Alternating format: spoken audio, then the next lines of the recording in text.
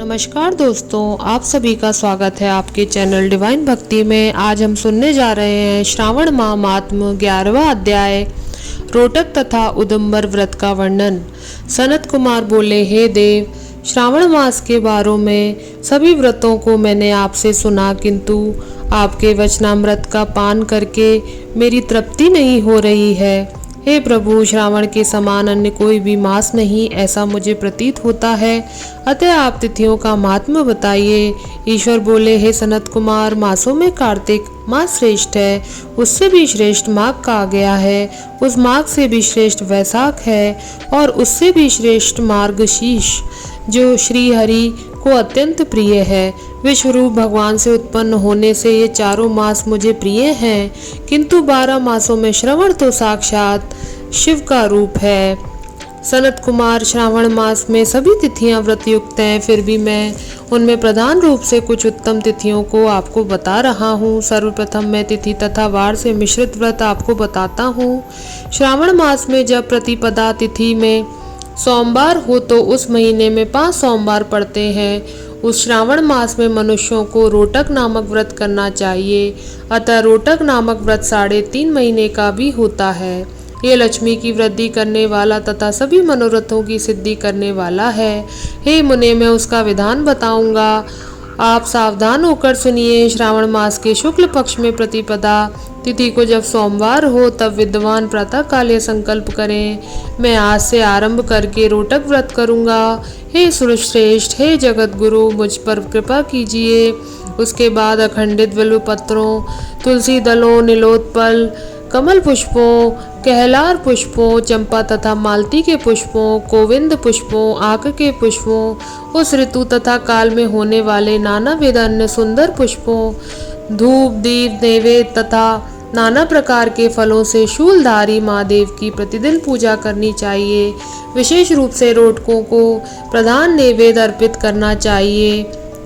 पुरुष के आहार प्रमाण के समान 5 रोटक बनाने चाहिए। बुद्धिमान को चाहिए कि उनमें से 2 रोटक ब्राह्मणों को दे, 2 रोटक का स्वयं भोजन करे और 1 रोटक देवता को निवेद्य के रूप में अर्पित करे। बुद्धिमान को चाहिए कि शेष पूजा करने के अनंतर अर्घ्य प्रदान करे। केला, नारियल, जंबीरा, नींबू, बीज पूरक, खजूर, ककड़ी, दाख, नारंगी, विजौरा, नींबू, अखरोट, अनार तथा अन्य और जो भी ऋतु में होने वाले फल हों वे सब अर्घदान में प्रशस्त हैं। उस अर्घदान का फल सुनिए। 7 समुद्र सहित पृथ्वी का दान करके मनुष्य जो फल प्राप्त करता है, वही फल विधान पूर्वक इस व्रत को करके वह पा जाता है। विपुल धन की इच्छा रखने वाले को यह व्रत 5 वर्ष तक करना चाहिए। इसके बाद रोटक नामक व्रत का उद्यापन कर देना चाहिए। उद्यापन कृत्य के लिए सोने तथा चांदी के रोटक बनाए जाते हैं।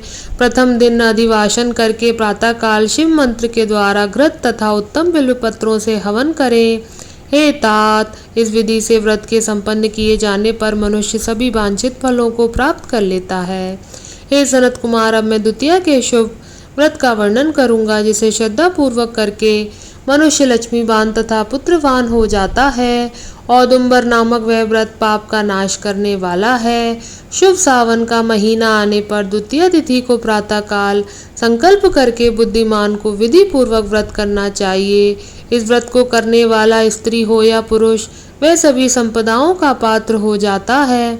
इस व्रत में प्रत्यक्ष गूलर के वृक्ष की पूजा करनी चाहिए, किंतु गूलर वृक्ष न मिलने पर दीवार पर वृक्ष का आकार बनाकर इन 4 नाम मंत्रों से उसकी पूजा करनी चाहिए। हे उदंबर, आपको नमस्कार है। हे हेम पुष्पक, आपको नमस्कार है।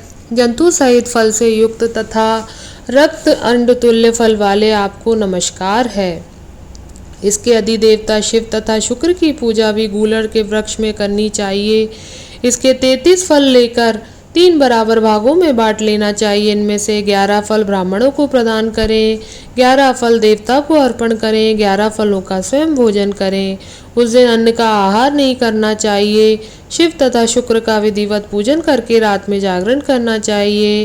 तात, इस प्रकार 11 वर्ष तक व्रत का अनुष्ठान करने के बाद व्रत की संपूर्णता के लिए उद्यापन करना चाहिए। स्वर्ण में फल तथा पात्र सहित एक गूलर का वृक्ष बनाएं और उनमें शिव तथा शुक्र की प्रतिमा का पूजन करें।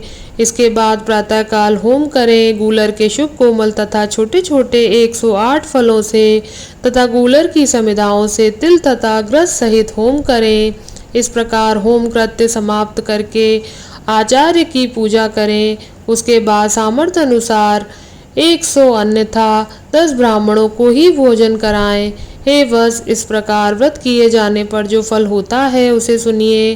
जिस प्रकार ये गूलर का वृक्ष बहुत जंतु युक्त फलों वाला होता है, उसी प्रकार व्रतकर्ता भी अनेक पुत्रों वाला होता है और उसके वंश की वृद्धि होती है। ये व्रत करने वाला स्वर्ण में पुष्पों से युक्त वृक्ष की भांति लक्ष्मीप्रद हो जाता है। हे सनत कुमार, आज तक मैंने किसी को यह व्रत नहीं बताया। गोपनीय से गोपनीय इस व्रत को मैंने आपके समक्ष कहा। इसके विषय में संशय नहीं करना चाहिए और भक्ति पूर्वक इस व्रत का आचरण करना चाहिए। इस प्रकार श्री स्कंद पुराण के अंतर्गत ईश्वर सनत कुमार संवाद में श्रावण मास महात्म्य में प्रतिपद रोटक व्रत द्वितीय उदुम्बर व्रत कथन नामक 11वां अध्याय पूर्ण हुआ। ओम नमः शिवाय, ओम नमः शिवाय, ओम नमः शिवाय।